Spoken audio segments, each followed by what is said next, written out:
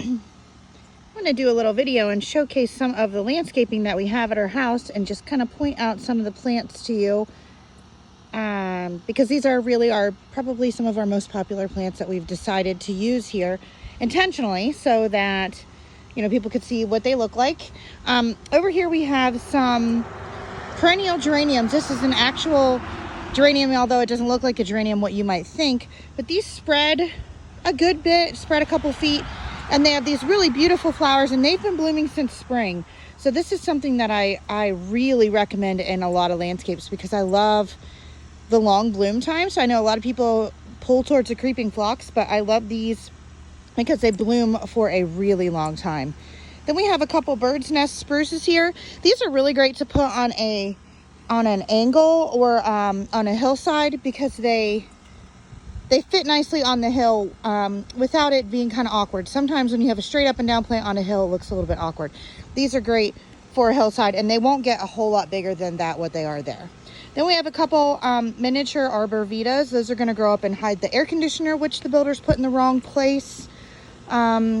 Yeah, so we needed to do something to hide that. So they're not big enough to hide it yet, but we wanted to get the smaller trees, that way they won't get too big and cover up our windows. But those are going to eventually get to be about as tall as the bottom of the window there. We have a few different kinds of grasses. These have a lovely variegated leaf and a plume in the in the fall. And then we have some burning bushes. These are miniature burning bushes. We have a trio of those. So nice green leaf in the spring and summer, and then they change to that bright red leaf in the fall. There's a couple more grasses, and in the back we have three taller purple grasses. Those ones will get a little bit bigger. And this is our first year for this landscaping, so none of it is as big as it will eventually be, but all pretty good size still. Then we have these hydrangeas, which are real blue because of the type of soil. Now we could use an acidifier to make them even more blue because these are going to end up being a little bluish and a little purple, but we like that blue purple look, so we'll just leave it. If you want them to be real blue, then you just need to use an acidic fertilizer added to when you water them. If you want, we don't water them, but if you wanted to make them more blue, then you would want to water them with an acidic fertilizer. So we have 6 of those. And then down here we have some of the denim and lace. So these grow green, and then those stalks will turn a bright purple towards the end of summer.